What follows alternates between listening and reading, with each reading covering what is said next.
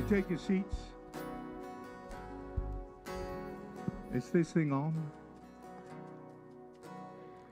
Hallelujah. Are you okay? Can you hear me? I'm just gonna preach first, okay?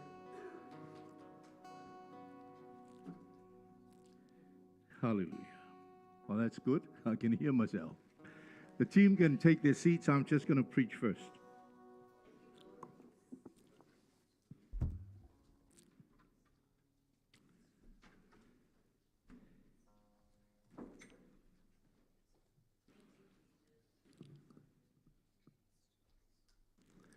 Welcome to church.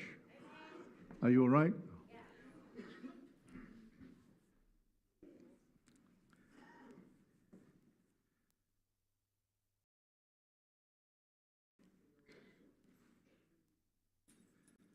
If you ever look at Hebrews 11,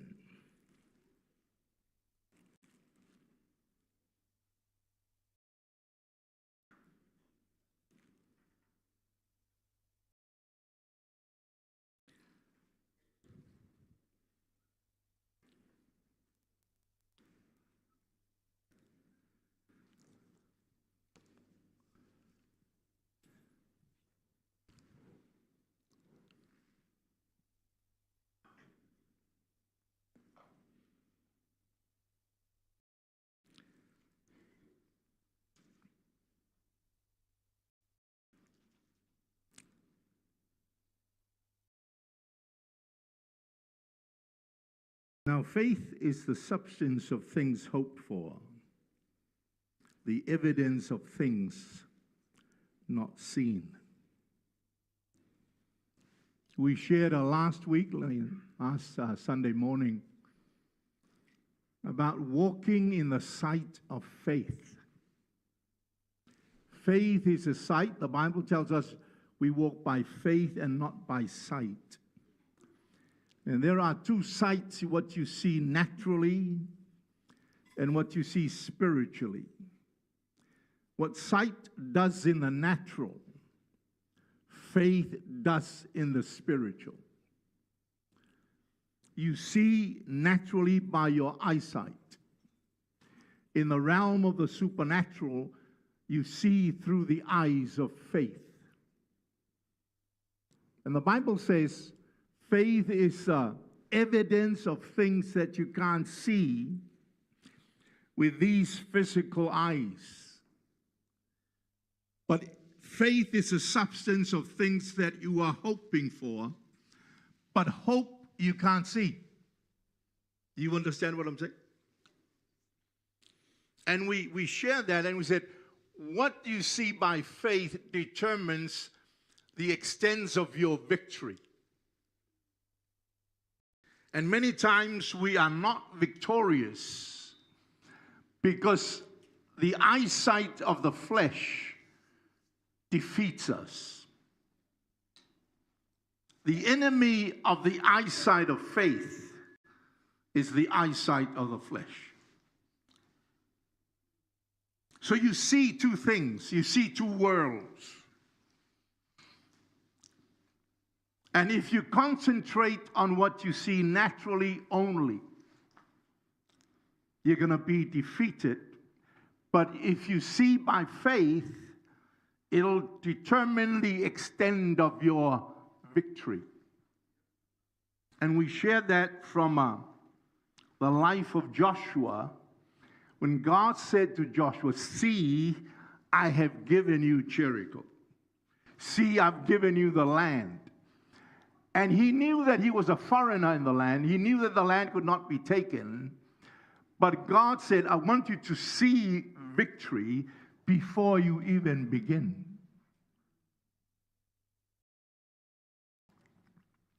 Are you all right? So it's very, very important that we do that. And how do you get faith? Faith comes by hearing. And hearing and seeing, we said that the seeing eye and the hearing ear, God has made them both. That's from the book of Proverbs. the seeing eye and the hearing ear. And God spoke, God saw. Faith comes by hearing, and hearing by the word. I'm just trying to re-platform what I'm going to say. Are you okay? And get into it. Now, Jesus said something very, very peculiar in the book of John. I think John 8:56. Let's have a look at that. Right?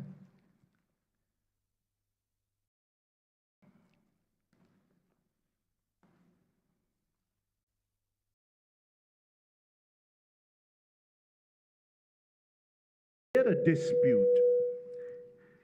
And the people said to Jesus, verse 53, "Are you greater than our father Abraham, who is dead? And the prophets are dead. Who do you make yourself out to be?" And Jesus said in verse 56, "Your father Abraham rejoiced to see my day." In other translation, it says, "Father Abraham saw my day and was glad." That means Abraham saw the day of Christ way back before Christ was even born. How did he do that? By faith. And Jesus said, Abraham saw. He saw my day. That's the eyesight of faith. He saw my day and was glad. He rejoiced to see my day. And the people said, "You're just 30 years old." And Jesus said, "Before Abraham was, I am." So, what did Abraham and how did he do that?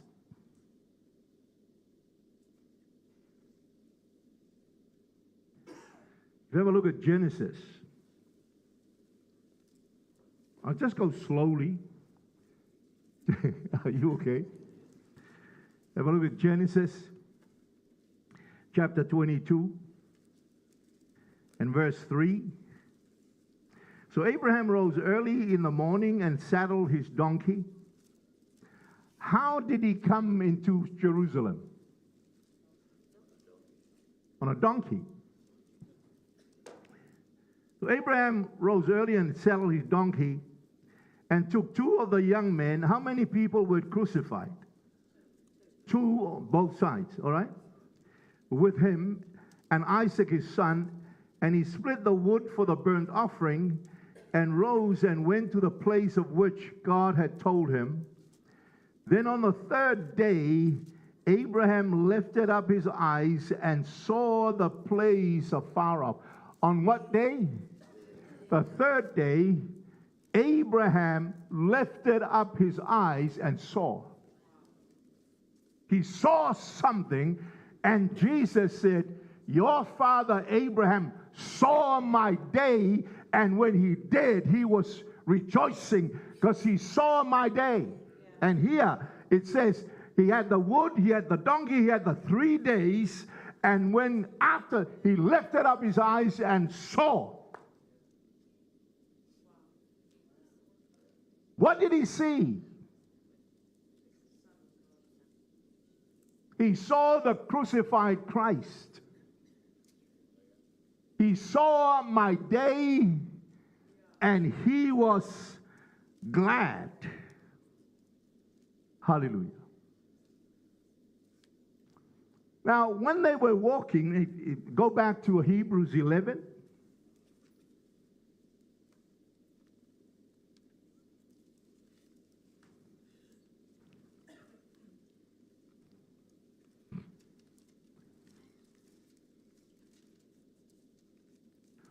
Hallelujah.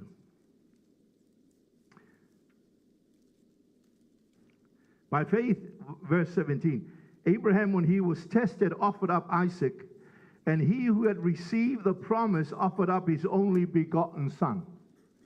there were only two begottens in the Bible, Jesus and Isaac. Of whom it was said, in Isaac your seed shall be called, concluding that God was able to raise him up even from the dead, from which he also received him in a figurative sense. Now, what did Abraham see, and why did he believe that his son was going to be resurrected even if he killed him? Because the Bible says, before Isaac was offered, in a figure, Abraham has already received him back. So what did Abraham see that he was able to trust that God was going to raise his son even if his son died? He saw the resurrection.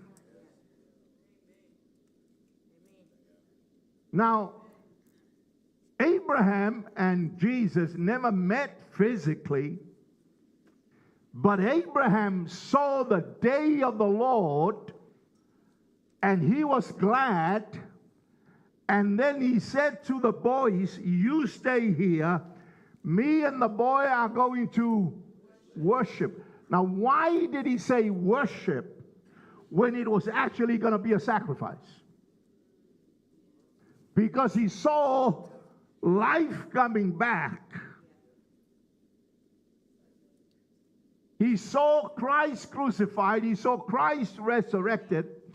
And he felt even before he got to the top of the mountain that his son, even though he may kill his son, is already alive, resurrected. Now that's a phenomenal thing. And when the boy said, Father, we've got the wood and the fire, who's going to provide the lamb? And then Abraham said, God will provide himself. God will provide himself a lamb. So himself was going to be, how did he know that? Because he'd just seen it.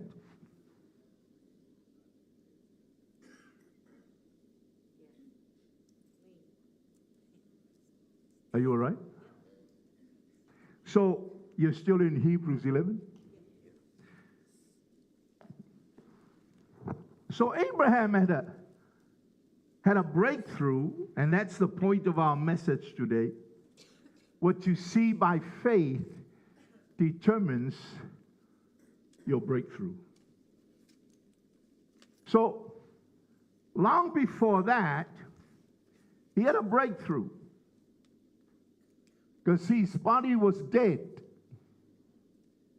and Sarah's womb was dead. Verse 11, I might as well treat this as a Bible study instead of a preaching message. Verse 11, Hebrews 11.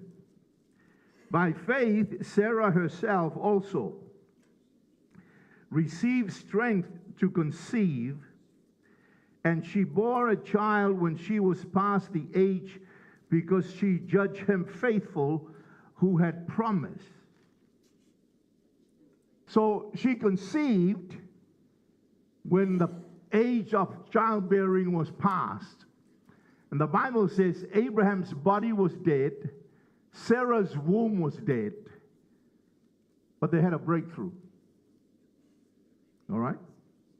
So they already had a breakthrough. And then God said, I want you to sacrifice your son. And he took him to the mountain by faith. But I want you to look at verse 12. It'll help what we're saying. Therefore, from one man, and him as good as dead. So we just read in verse 11, Sarah's womb was dead. And the guy was dead too. So here is a dead womb and a dead man, in that case. Him as good as dead, were born as many as the stars of the sky, the multitude, innumerable as the sand of the seashore. That's what God did to Abraham when Lot chose the plains. And there was nothing else left. The most fertile piece of the land was taken by Lot. And God said to Abraham, come outside, look up. And all he could see were stars. And God said, that's your children. And then he said, look out. He said, what do you see? Sand. That's your children. The stars of the sky and the sand in the seashore are your inheritance. And here is a man dead and his wife dead. Their bodies can't perform the reproductive functions. So they had children, not just Isaac, but that was the breakthrough. And here is what the Bible says in verse 13. These stars and the skies and the sand on the seashore, these all died in faith, not having received the promises, but having seen them afar off. They never experienced the promises waiting for the Messiah and what he produced and brought. But they saw them afar off. They saw the promises way out there. And even though they didn't live long enough to experience that, they died looking. You live by faith. These people died by faith. Many of us say, we live by faith. Yes, we do, but when you die, are you going to die in faith? Because you're going to die. We are all going to die if Jesus doesn't return. But whatever you do, die by faith.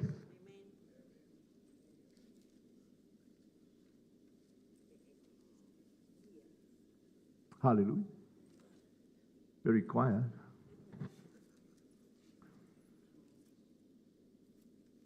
So let's read on because it'll encourage you. It says, having seen them afar off, were assured of them, embraced them, and confessed that they were strangers and pilgrims on the earth. For those who say such things declare plainly that they seek a homeland. And truly, if they had called to mind that country which is called New Zealand or Aotearoa, from which they had come, they would have had opportunity to return. But now they desire a better, that is a heavenly country. Therefore God is not ashamed to be called their God, for he had prepared for them a city. They died in faith, still looking.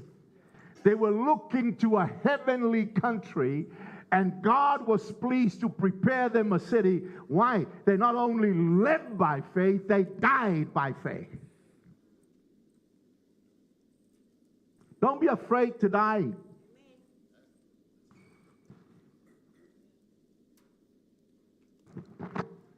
Hallelujah. Aren't you glad I started with my preaching? Huh? Hallelujah. So here is, they came. Now, when they came to Mount Moriah, the peak of Moriah, that the offering was offered, and he was going to kill his son. And God said, don't. Look behind you, there is it's a sheep, it's a lamb, it's a ram caught in the thicket of the bush. The crown of thorns.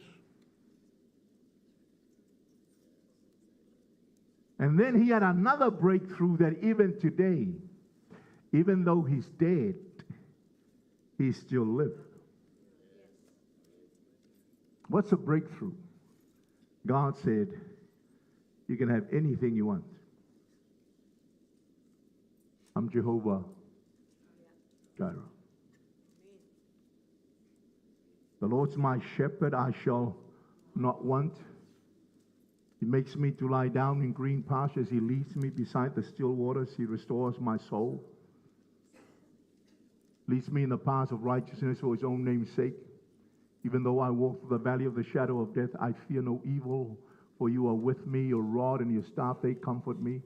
You prepare a table before me in the presence of my enemies. You anoint my head with oil. My cup runs over. Surely, surely goodness and mercy follows me.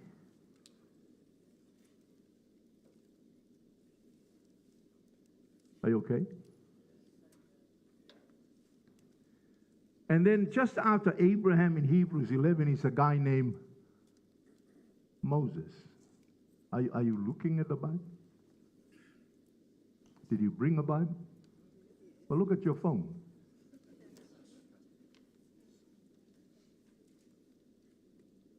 By faith, Moses, when he was born, was hidden. Why? Because they saw he was a beautiful. Now they knew he was going to be dead. That's the decree of the king. But he was born and they saw that he was beautiful. So instead of allowing him to die, thank God they didn't abort him.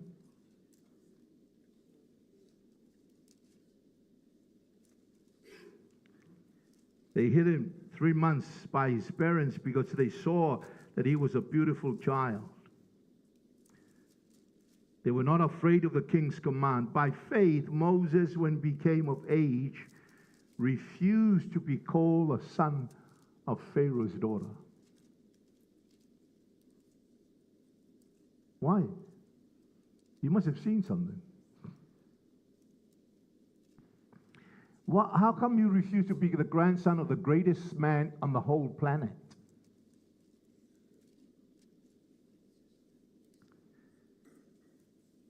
By faith, when he came of age, refused to be called a son of Pharaoh, choosing rather to suffer affliction with the people of God than to enjoy the passing pleasures of sin, esteeming the reproaches of Christ greater riches than the treasures of Egypt, for he looked. I mean, the guy had all the treasures on this side. Everything he wanted, naturally. And then he had suffering on this side. And the Bible says he refused this side and chose to suffer on this side because he looked. He was looking at something. What was he looking at? He was looking to the reward. You're going to be rewarded when you get to heaven. Hallelujah. There are 5 crowns, the Bible tells us, that God is going to give to the believers, to the saints. But even without a crown, why? Because when you get to heaven, you didn't earn it. It was provided. The lamb was provided for you. The blood was provided for you. Everything was provided for you. And you turn up just because you trusted him. And then when you turn up, he gives you a crown. How unfair is that? And yet we want a fair life. It's unfair on God that everything is on God's side. And even when you get there, he rewards you for getting there. He prepared it, and then he equipped you, and he gave you everything so that you can get there. And when you get there, he congratulates you.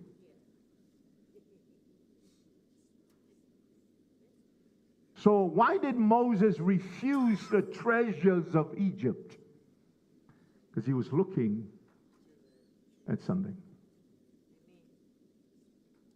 And I said many years ago, I was speaking, I think in Samoa, and I said, it's almost unfair as well on me that when you get there, God will say, step forward. And then he says, well done. Well done. Hello? But unless you are a soldier, you will never understand the meaning of well done. Because a soldier will give his life for service to his country, and all he gets in the end is well done. Well done. Is that all? But when the commander-in-chief says, Corporal Rapata, for service to the country, to king and the country, we say, well, the soldier, he doesn't want anything else. He just breathes at him. Why did Moses refuse? Goes looking at the country, hallelujah, that God prepared for Abraham and his descendants. They preferred a heavenly country. Are you okay? Say amen. For by faith he forsook Egypt, not fearing the wrath of the king, for he endured as seeing. What did he see? He saw him who was invisible. So Moses saw the crucified Christ. He said, Pastor, don't you pastor me. He chose to suffer with the people of God, esteeming that suffering for Christ is a greater rich wealth than to enjoy the pleasures of sin for a season. Hallelujah. Oh, that doesn't go. Hallelujah. Are you okay? He endured the suffering because he saw him who was invisible. Are you all right? By faith he kept the Passover. Now what is the Passover? It's a crucifixion. How did he do that?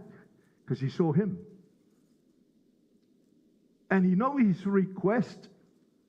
Because of all the men in history, God chose Moses to be the man that he speaks to face to face. Face to face.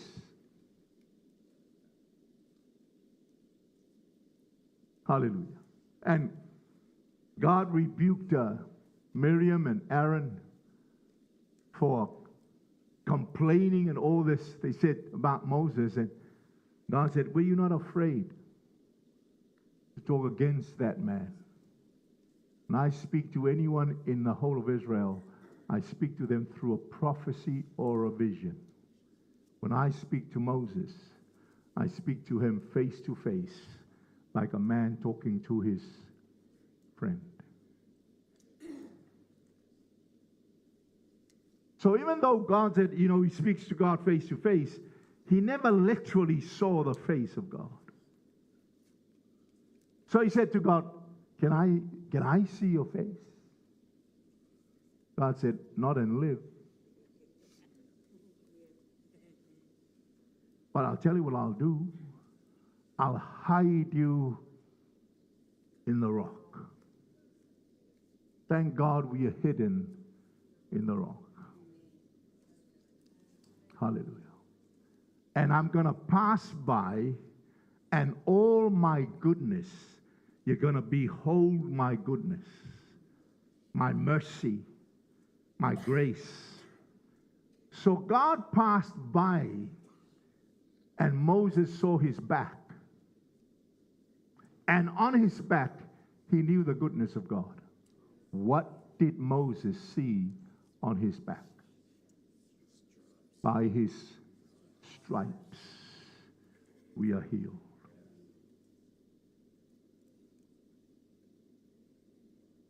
He endured as seeing him who is invisible. Hallelujah.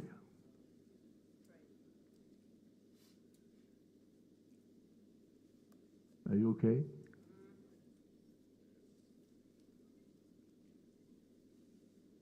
Moses died on Mount Nebo, died in faith. And we stood on Mount Nebo and look out to Jericho. It was about 60 kilometers away. You can't see it. But the Bible says Moses saw the promised land and was able, by seeing, to know where each tribe is going to be.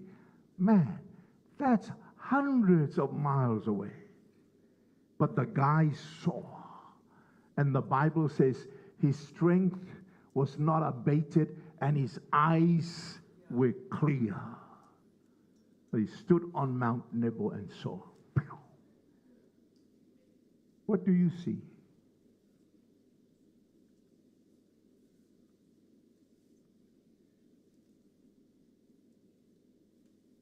What are you looking at? Are you looking at things possible by faith, or are you looking at things impossible because you just look through your own eyesight?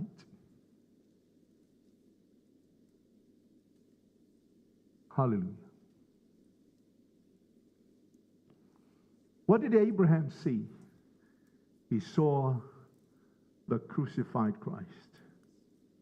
What did Moses see? He saw the crucified Christ. They never connected physically, but they saw.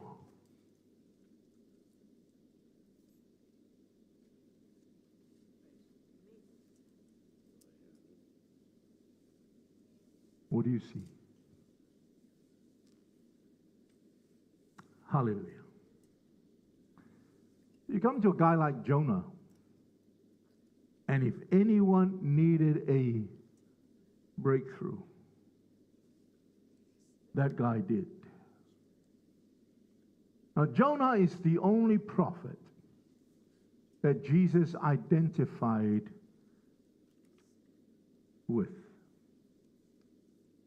He identified, but as far as the cross was concerned, he said, as Moses was in the belly of the fish for 3 days and 3 nights. Jonah. As Jonah was in the belly of the great fish, 3 days and 3 nights, so will the Son of Man be in the belly of the earth for 3 days and 3 nights. So you know the story. Jonah was sent to Nineveh to tell Nineveh that 40 days and 40 nights. And you can preach on 40 days and 40 nights. Jesus was tempted 40 days and 40 nights. They went through the wilderness for 40 years. The time of testing, a time of probation. Hallelujah.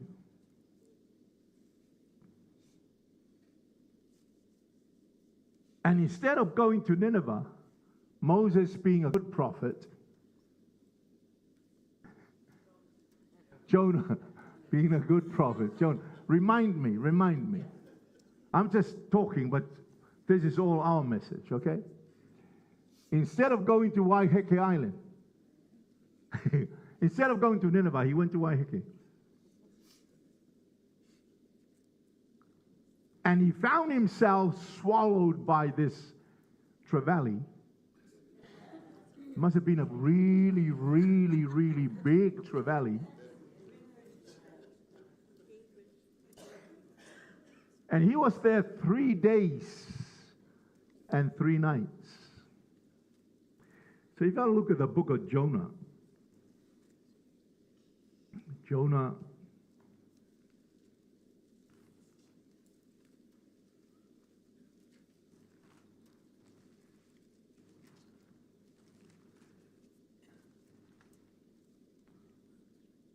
chapter 2.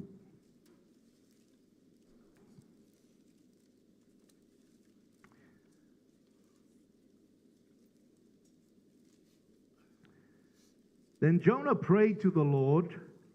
his God from the belly of the fish and said, I cried out to the Lord because of my affliction, and he answered me. Out of the belly of Sheol, of hell, I cried.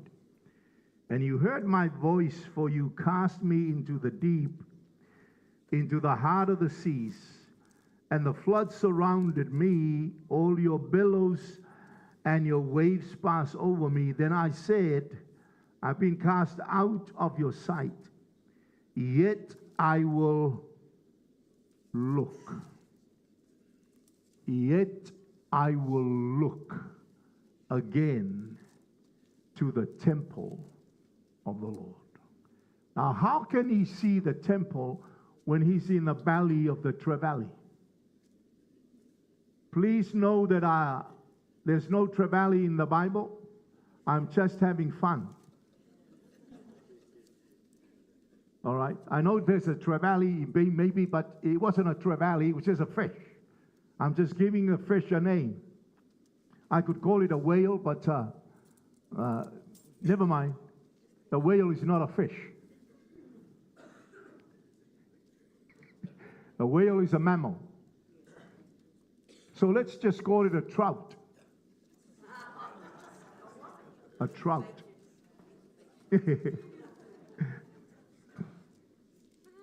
But he was in the belly of this fish. You can't see anything. There's hopelessness and darkness. He's trying to describe what he's experiencing in the fish. They said there's weed over his head. He's down in hell because he can't see nothing. There was just darkness everywhere. And now he's crying out to God. And then something inside triggered. And he said, I began to look afresh. Look at what?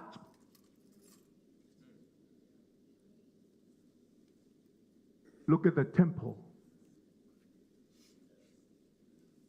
Look at the temple of the Lord. Destroy this. Talk to me. Destroy this. And in how many days? 3 days. Destroy this temple and I'll rebuild it in 3 days. How many days was he in there? 3.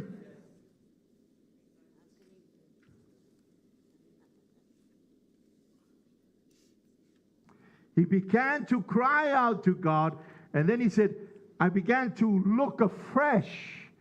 He can't see nothing. It's a scary place. It's a dark hole. Hear my cry, O Lord. Attend unto my prayers.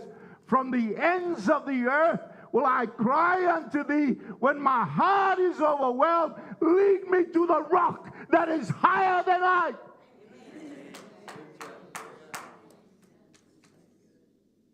Can't see anything. Hallelujah. The water surrounded me even to my soul. Is there water in your soul? That's language that's deep.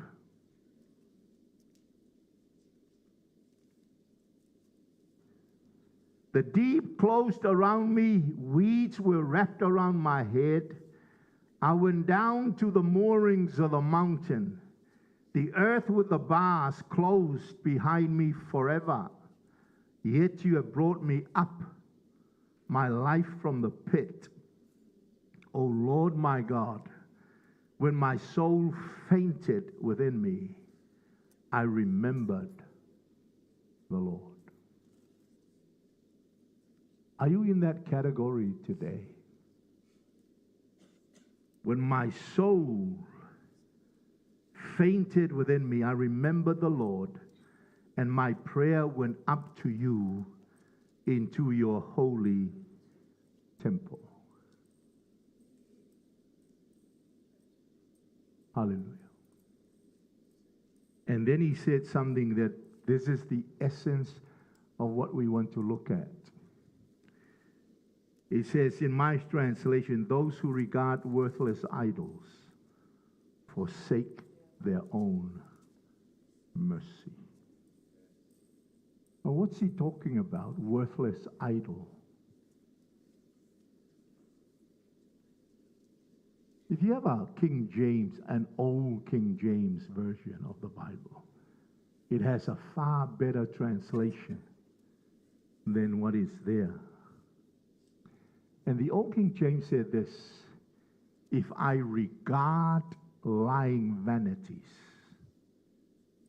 I'll forsake my own mercies.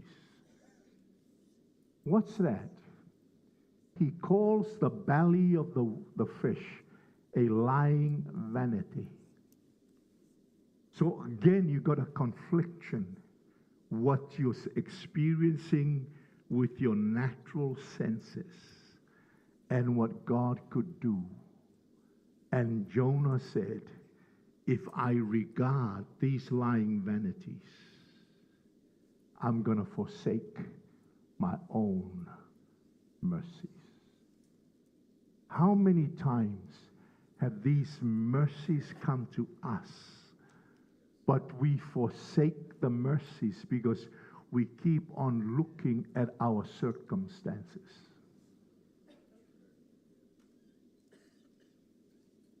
And we never experience a breakthrough because all we are observing are lying vanities, worthless idols. I want you to know something. The belly of the fish was not a lie. It was real. But you see a man walking by faith, a man now repentant, and a man who understands that God is able to do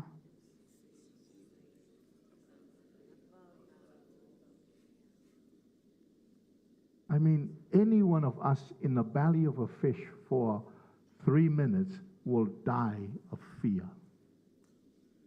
That man was in the belly of the fish for 3 days.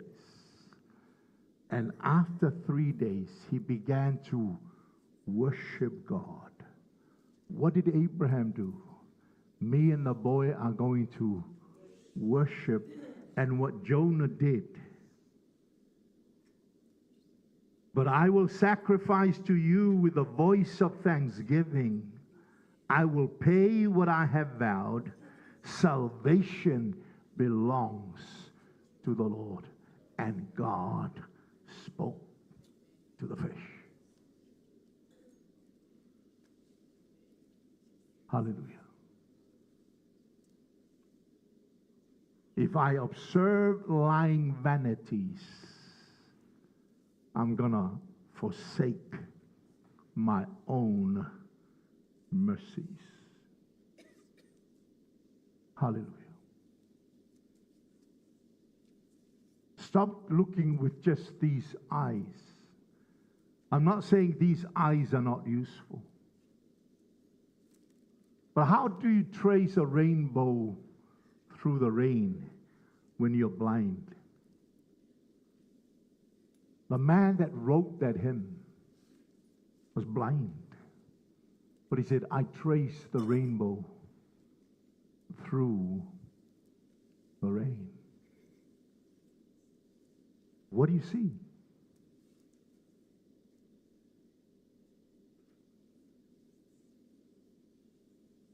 Because many times our eyesight in the flesh can defeat us because we constantly look at lying vanities. So when they came from 𝗗𝗜𝗏𝗧 to spy out the land, they saw giants, Mount 𝗚𝗏𝗃𝗏𝗏, Mount Hebron. They did not know that that mountain was going to be Hebron. They thought it was always going to be possessed by these foreign powers, by these giants. And they went back and they said, we can't take it. Why? They were observing lying vanities. And the whole nation got defeated because they heard from 10 men what they saw. 2 men saw the same thing, but to them,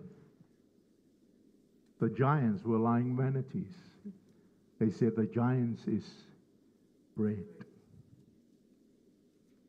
Bread for us. Yes, the land is beautiful and there are giants there, but God has given them to us for bread. Do you see giants or do you see bread?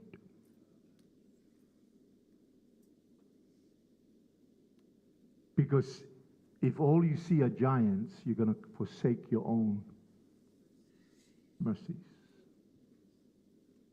Hallelujah. So when they came into the land, literally, one of those guys now is about 85 years old. And he said to Joshua, said to Joshua, Moses, the man of God, sent you and I here 40 years ago. And I saw that mountain then. I wanted it then. I still want it today. The mountain that defeated a nation became the inheritance of an old man because his eyes were full of faith. What do you see? And what are the lying vanities that keep on hammering at your soul that you can't get up and that you keep on observing? Because if you do, you're going to forsake your own mercies. But if you will look afresh to the temple of the Lord, to the house of God, to the cross of Christ, to the resurrected Christ, if you will look afresh, faith will come. Quickening will come by the power of the Holy Ghost. Are you all right?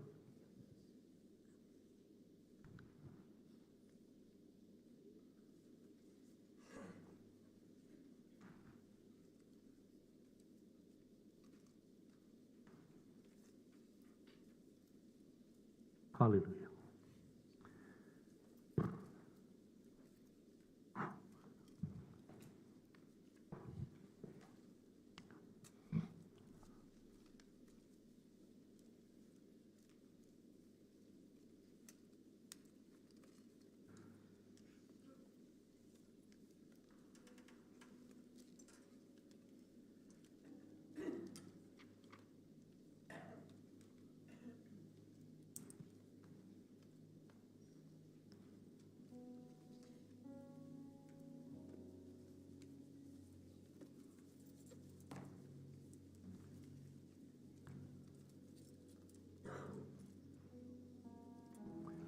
Hallelujah.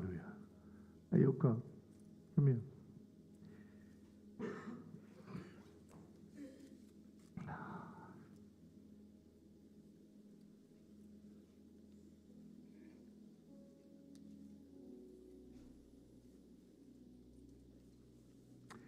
Father, I pray for her today that the power of your Spirit rest upon her life. In the name of Jesus Christ. Fear not. God's with you. Don't be afraid. God has not given you a spirit of fear. God has given you the spirit of power and love and a sound mind. Father, we lay hands on her today. We speak your grace and your peace that surpasses all understanding. Cover her, Lord God. We hold a shield of faith over her life, the shield of faith that will quench all the fiery darts of the wicked one.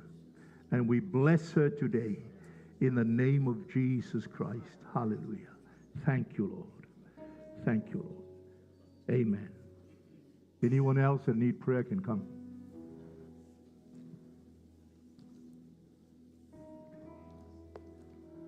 Hallelujah.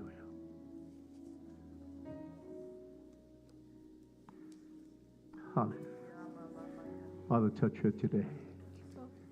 In the name of Jesus Christ of Nazareth, bless her. Hallelujah. From the crown of her head to the toes of her feet.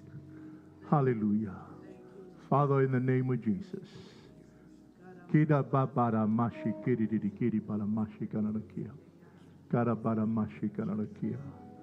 Blessed be your name. Blessed be your name. Hallelujah. Thank you, Jesus. Thank you, Jesus. Father, we bless Barbara today in the name of Jesus.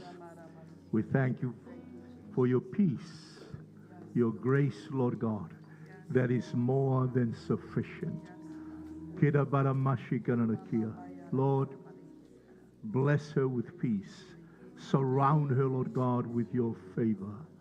Father, in the name of Jesus, that your comfort will be her shield.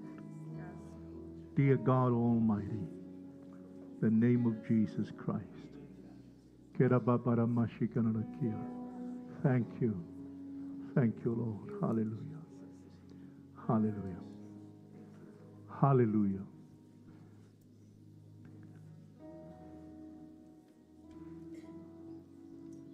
Can you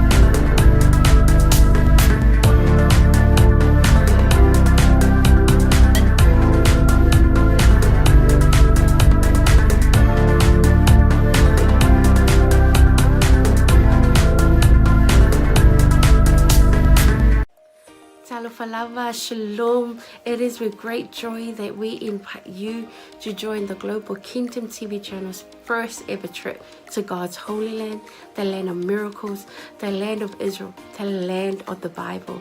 You get to walk in the footsteps of Jesus. You get to see firsthand the cities, the places he performed many miracles. You can take a boat ride on the Sea of Galilee, see the surrounded towns and cities that the Gospels write about. You get to see the places that the Old Testament talks about, the places where King David hid from King Saul. You will see the Dead Sea, the lowest place on earth. You get to visit Jerusalem, the eternal capital of Israel. See where Jesus taught the scriptures from the temple. You get to pray at the Western Wall, a remaining of the temple.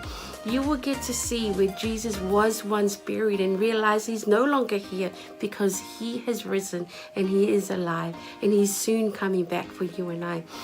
The journey to Israel will affirm your faith in him. It will confirm the teachings that we read about in the Bible. It will give you a deeper understanding of the Bible. It will help us in our journey of faith here on earth. And I encourage you, take this journey. It will change your life. It changed mine. God bless. Shalom, shalom. Talofa Samoa na tunu pele. Ia fa talofa antu le iliafi alo sua la ulu. Le fo matamua sa longa i fo fanga i ampalauri. Ia ile tausanga e tasi le lua afe su fitu. Malese lua afe valu. Ia sa yeisa no malanga tua i sa la elu. Samoa na tunu pele o te whaftaile atua o nawa no le lei. Ia tonu fo. Lo ia te oese la ngona fa pena na e fia alu